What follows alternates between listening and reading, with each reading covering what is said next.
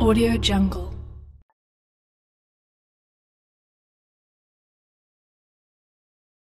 Have you ever wondered if heaven is for real?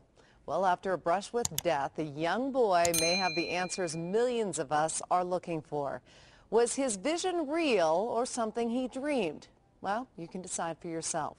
Natalie Tisdale tells us why people are so interested in this little boy from Nebraska. I remember Jesus. There are streets of gold and a lot of colors. I sat in Jesus' lap and then I felt just safe.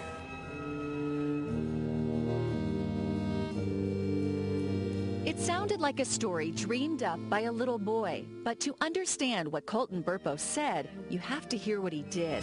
It all started on a trip to Colorado. Colton complained of a stomach ache, a trip to the doctor, diagnosis, the flu.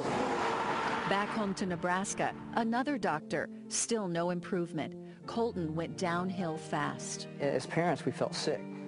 You know, what we could have done different. Man, we did this wrong. Turns out for 5 days he suffered misdiagnosed. The then 3-year-old had a ruptured appendix. While in surgery, his parents, Todd and Sonia, prayed in separate rooms. They thought they had lost him. Miraculously, after a difficult recovery, Colton survived.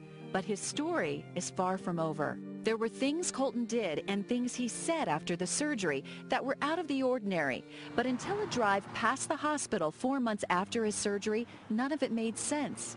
His dad jokingly asked Colton if he wanted to go back to the hospital. His response? But you know, Dad, and he looks at me in the mirror and I'm looking at him. He says, the angels, they sang to me while I was there. I remember looking in the mirror and he's just dead serious. Colton's story about heaven was about to begin. And I look at my wife and she looks at me and it's like, has he spoken to you? She's like, no. Her eyes are probably as big as mine and I'm sitting here going, he's never talked to me about angels before. While in heaven, Colton says he saw many things and met many people, including Pop, his great-grandfather who died 30 years before Colton was born. But Colton says he didn't look like the photo in his house. A picture sent months later by his grandmother was more like the man he met, a young man without glasses. And perhaps the most shocking part of Colton's story. Stands right in front of his mom and is like, Mom, I have 2 sisters. But he only has one sister. You had a baby die in your tummy, didn't you, Mom? His parents never told him about the miscarriage. She looked familiar and then she started giving me hugs and telling me that she was glad to have someone from her family up there. Over time, this young man's visions became more real, from his description of Jesus to his talks with God, even a discussion about Armageddon. I actually got a glimpse of it. Now, how does a kid make that up? The Burpo family accepted and embraced their little boy's unbelievable story. Todd Burpo is a pastor here in Imperial, Nebraska, population 1,800. Many people here know about Colton's story. In fact, they've encouraged Todd to write a book about it. He did. Here it is. It's a New York Times bestseller. It wasn't something Todd wanted to do or even knew how to do, but he did exactly what he did the night Colton laid on that table near death.